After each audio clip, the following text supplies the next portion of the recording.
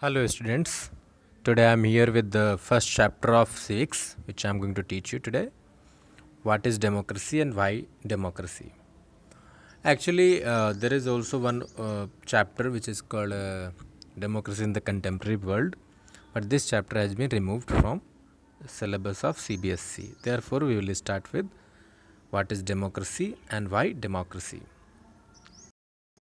So before I proceed to this chapter, let me just tell you a brief intro of the previous chapter which is not being taught to you.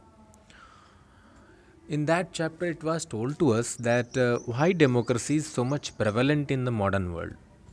Why almost all the countries they claim to be democracy. Even those countries which are not truly democratic, still they claim to be democracy. They hold elections and they also claim to give rights to the people. And all this shows that democracy is the most popular form of government in the contemporary world. And this gives us the reason to think what is democracy and why should we go for it? Just because it is popular, or there are some reasons that we should go for democracy. So all these answers we are going to explore in this chapter today. So now we come to the first question here. What is democracy? Democracy, people, power, democracy. Democracy is a form of government where people has the power to choose his or her representative. This is the general definition. It is good for all purpose, but to develop a thorough understanding of democracy, we need to evolve a definition on our own, which we are going to do through the course of this chapter. But first we'll go with the definition which is given, that democracy is a form of government where people have the power to choose his or her representative. Then the representative will form the government and make policy on the behalf of the people according to the powers and functions written in the constitution. People also have the power to remove the representative if they are not functioning his or her duties properly. The word democracy, it has been derived from the Greek word demokratia. Demos means people, kratia means rule. And then we see the most popular definition of democracy given by Abraham Lincoln, one of the greatest president of USA. He defined democracy as a government of the people, by the people, and for the people. And now we come to the question that in what way a democratic government is different than non-democratic government. As I told you earlier that nowadays almost all the countries they claim to be democracy, but many of them are not. They only claim to be democracy, but in practice they have many non-democratic features in them. Therefore it becomes very imperative for us to have a clear understanding that of what is a democratic government and what is a non-democratic government, and how can we differentiate between them. So let us see there the features of democratic government, that the government is formed by the representatives. Representatives are elected in a free and fair election. Major decisions are taken by the elected leaders. Citizens have the right to oppose policy and action made by the government, and the citizens have voting rights. One person, one vote, one value. On the contrary, non-democratic governments, they rule by force, by a person or a group. Representatives are not elected by the people. Major decisions by non-elected leaders, and you cannot criticize the government or the ruler because they will not tolerate it. And no voting rights are given to the citizens. So now we come to the features of democracy, and we will talk about these features one by one. So the first feature we are going to talk about is that major decisions by elected leaders. Now we are going to evaluate this feature in all the contemporary democracies. We'll try to see which are the countries who claim to be democracy, but they do not have this feature. Like in a democratic government, it should be the people's representative who should participate in decision making process, and they should only be responsible for every decision whichever is taken by the government. But there are many countries where the representatives are chosen, but they are not allowed to participate in decision making process. Therefore, we cannot call these countries democratic despite electing the representatives. These countries are not truly democratic at the grassroots level. There has been many dictatorship and monarchies where the representatives are elected, but they are hardly given any power to influence any decision taken by the government. Like in Pakistan, the people had elected parliament and the government, but the real power was in the hands of the person who was not elected by the people. Yes, I am talking about General Parvez Musharraf. In October 1999, General Parvez Musharraf, he overthrew the democratically elected government of Nawaz Sharif, and he declared himself the chief executive of the country. And in 2002, he issued legal framework order. This is a very important question, often comes in one word. In 2002, General Parvez Musharraf issued legal framework order, and under this order, the president could dismiss the national or provincial assemblies. Means the power to dismiss parliament as well as the state assemblies came in the hand of presidents without being answerable to anyone. Parvez Musharraf had the authority to abolish the parliament as per his wish.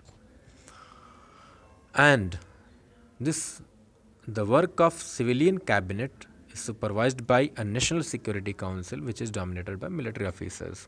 He also made a National Security Council with him as the head of that council, and this Security Council was the supervising authority over parliament, all the civilian cabinets, this parliament as well as the state assemblies, they were all supervised by the National Security Council, and National Security Council was full of military officers and Musharraf was the head of this council.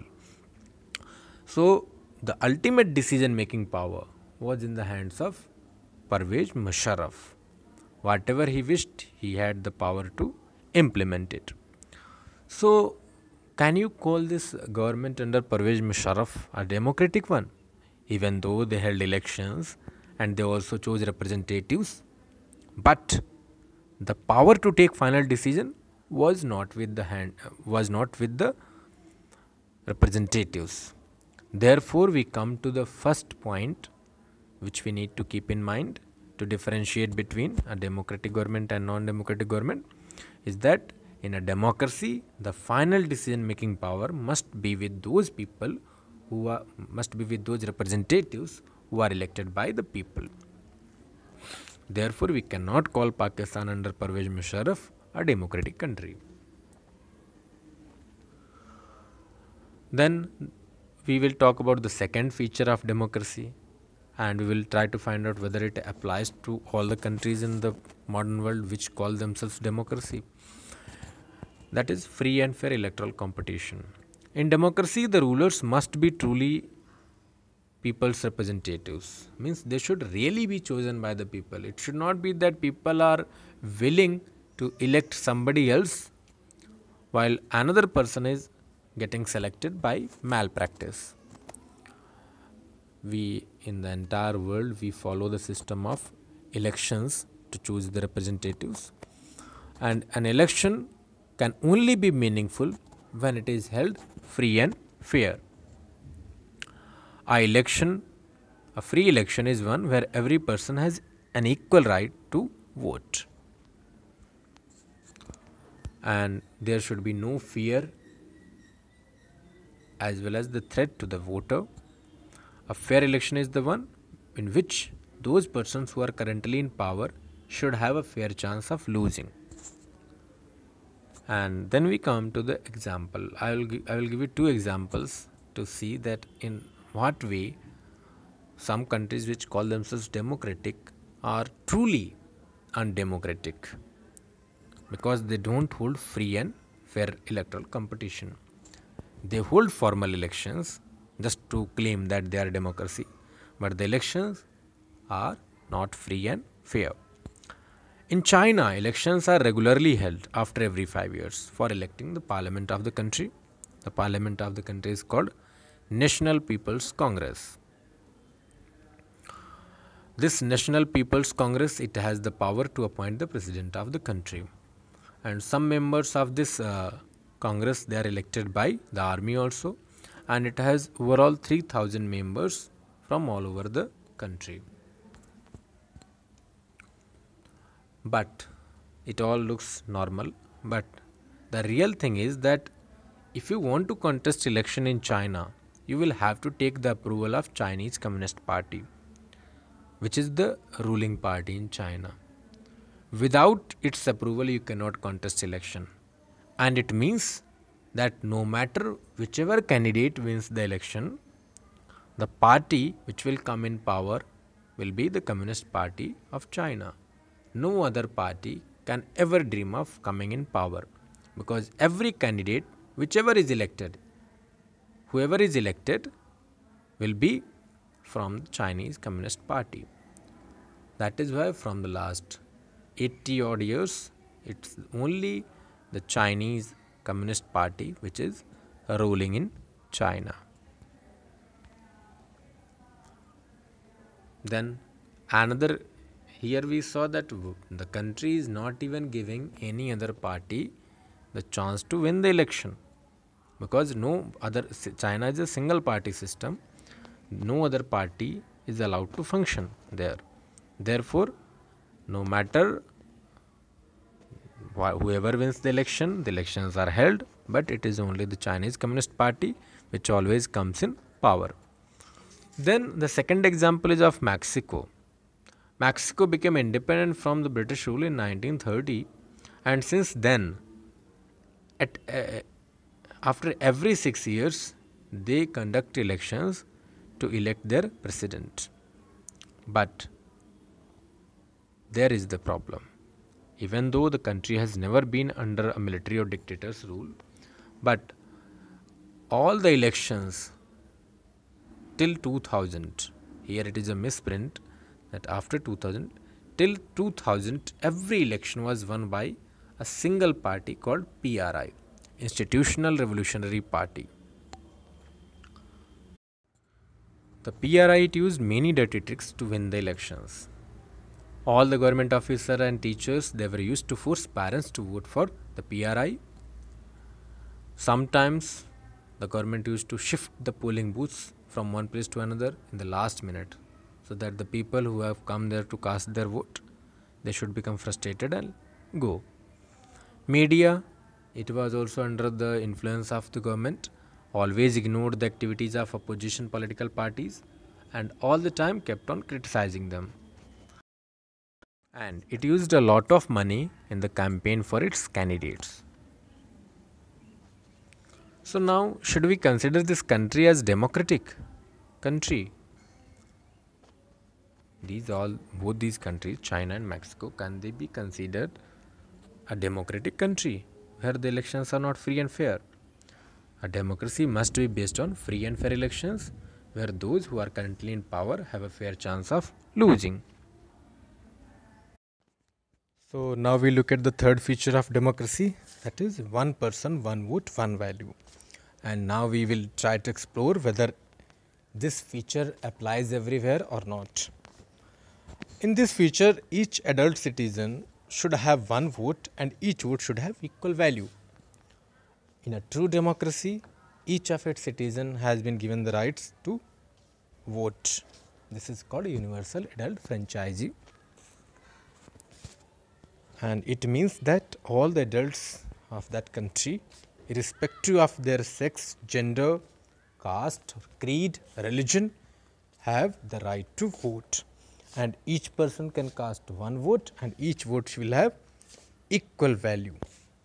and the person who will get the maximum number of votes will be elected as the representative.